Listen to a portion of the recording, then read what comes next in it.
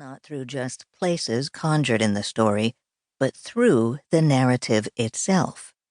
It might feel like gliding in a bayou, pacing a labyrinth, hopping from block to block.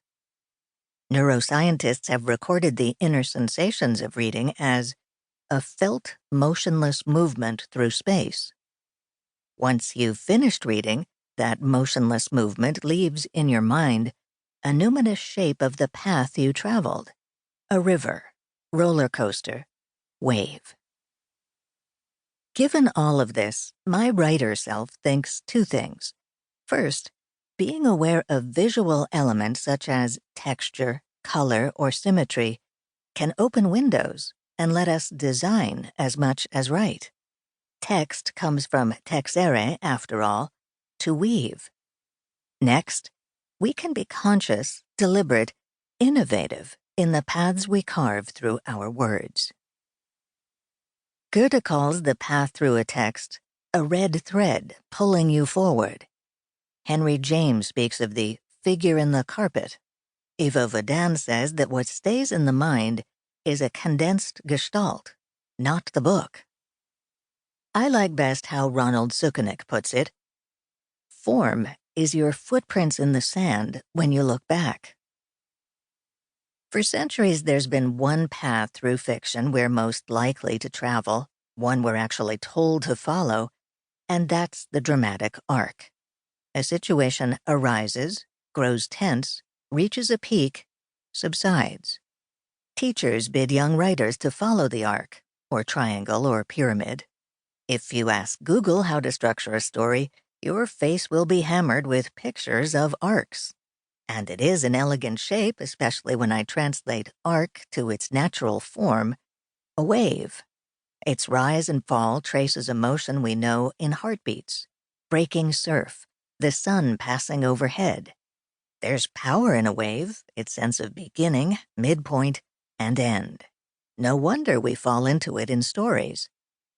But something that swells, tautens until climax, then collapses, bit masculo-sexual, no?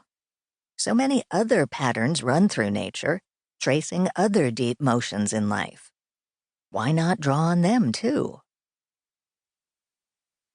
Patterns could fascinate me because an uncanny one structured my life. When I was 4, my parents and another couple traded partners, creating families as symmetrical as moth wings. A diplomat father, a mother, and 2 little girls the same ages on either side, a boy born to each pair soon after. Both fathers were in the Foreign Service, mine Australian, the other American, and over the years one family toward the Eastern Hemisphere as the other toward the Western, ditto Southern and Northern. Our summer, their winter, our day, their night. Geographical mirrors. Symmetry orders the lobes of leaves and insect wings, so why not my family? When I learned of the Coriolis force, the symmetry got more elaborate. Waters and winds spin one way in the northern hemisphere, the opposite way in the southern. Picture hurricanes, oceanic gyres. I saw myself spinning one way in life, my counterpart stepsister spinning the other.